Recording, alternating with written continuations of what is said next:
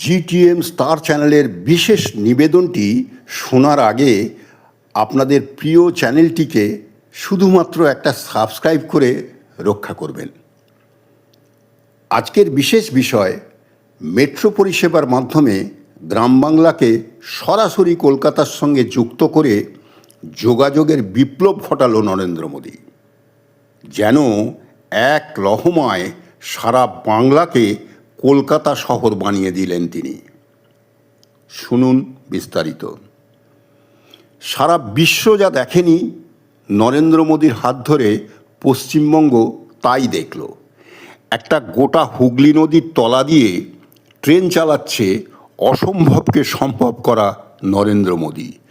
সারা পৃথিবী যা কোনো দিন দেখেনি, আমেরিকা ইউরোপ যা আজও করে উঠতে পারেনি, নমো তার প্রিয় বাংলাকে তাই দেখালো।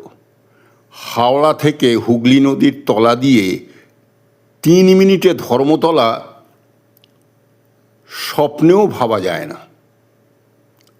তাকেই সম্ভব করল নরেন্দ্র মোদীর অত্যাধুনিক কারিগরি আর বিজ্ঞান। এখানেই থেমে থাকলেন না তিনি, কারণ তার লক্ষ্য যে বাংলার সর্বাঙ্গীন উন্নয়ন।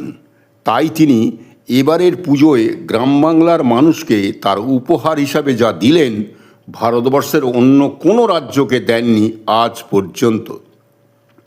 তার নতুন মেট্রো পরিষেবার মাধ্যমে গ্রাম বাংলার প্রত্যন্ত গ্রামকেও সরাসরি যুক্ত করে দিলেন কলকাতা শহরের সঙ্গে, যার ফলে এখন প্রত্যন্ত গ্রাম বাংলার মানুষ অতি অল্প সময়ে কম পয়সায় সরাসরি কলকাতা শহরে চলে আসতে পারবে তাদের যে কোনো প্রয়োজনে।